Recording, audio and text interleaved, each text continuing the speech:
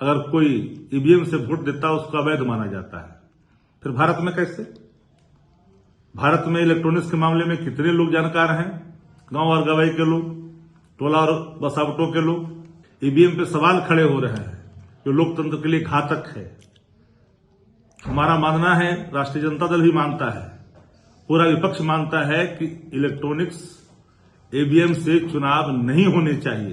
Blade से चुनाव तो हो ही रहा है, कर्मचारी लोग ब्लेड पर दे ही रहे हैं वोट, वो प्रक्रिया तो अपनाई जा रही है, तो फिर पूरी प्रक्रिया ब्लेड से क्यों नहीं हो? नमस्कार, आप बोले भारत देख रहे हैं। मैं हूं आपके साथ कमलेश। आरजेडी की करारी हार पच नहीं रही है।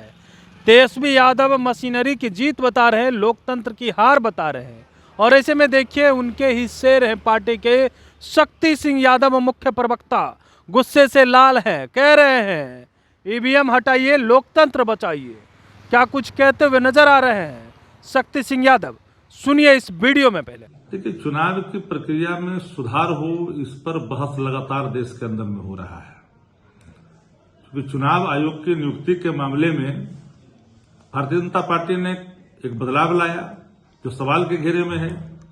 पहले की पद्धति को बदला है, इससे भी सवाल खड़े हुए हैं।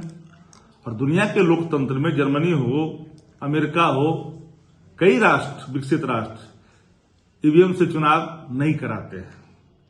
टेक्नोलॉजी की दुनिया में जर्मनी आगे है, हम कहां खड़े हैं। लेकिन जर्मनी में अगर कोई ईवीएम से वोट देता है उसको अवैध माना जाता है, फिर भारत में कैसे? भारत में इलेक्ट्रॉनिक्स के मामले में कितने लोग जानकार हैं, गांव और गवाई के लोग, टोला और बसावटों के लोग। और इधर लगातार हाल के दिनों में उंगलियां उठ रही है, ईवीएम पे सवाल खड़े हो रहे हैं जो लोकतंत्र के लिए घातक है। हमारा मानना है, राष्ट्रीय जनता दल भी मानता है, पूरा विपक्ष मानता है कि इलेक्ट्रॉनिक्स ईवीएम से चुनाव नहीं होने चाहिए, बैलेट से चुनाव होनी चाहिए। और ईवीएम के चुनाव ने लोकतंत्र को कमजोर करके रख दिया है, सवालों के घेरे में लाके खड़ा कर दिया है। इसलिए राष्ट्रीय जनता दल ही नहीं, पूरा विपक्ष इस बात के लिए लगातार चाहता है कि अगर लोकतंत्र को बचाए रखना है तो ईवीएम को हटाइए और बैलेट से चुनाव कराइए।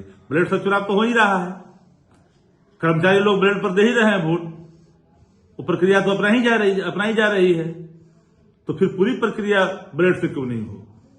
इसलिए ईवीएम हटना चाहिए, यह लोकतंत्र के लिए घातक है। तो आपने सुना, शक्ति सिंह यादव ने सीधे कहा है कि ईवीएम को लेकर के फिर से सवाल खड़े कर दिए हैं और उन्हें पच नहीं रहा है कि यह महागठबंधन की करारी हार कैसे हो गई, एनडीए की जीत कैसे हो गई, नीतीश कुमार फिर से सीएम कैसे बन गए।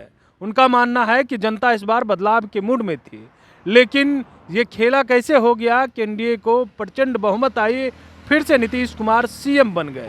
तेजस्वी यादव 18 नवंबर को शपथ लेने वाले थे, लेकिन उससे पहले ही जो है बड़ा खिला हो गया और एनडीए की सरकार बन गई, प्रचंड बहुमत आया। उस पर जो है उन लोगों को अब यकीन नहीं हो रहा है, समीक्षा बैठक कर रहे हैं। लेकिन इस बीच देखिए, एक बड़ा बयान शक्ति सिंह यादव का सामने आया है और ईवीएम को लेकर के फिर से सवाल खड़े कर दिए हैं और कह रहे हैं लोकतंत्र को अगर बचाना है तो ईवीएम को हटाना होगा। बने रहिए बोले भाषा, बहुत बहुत धन्यवाद।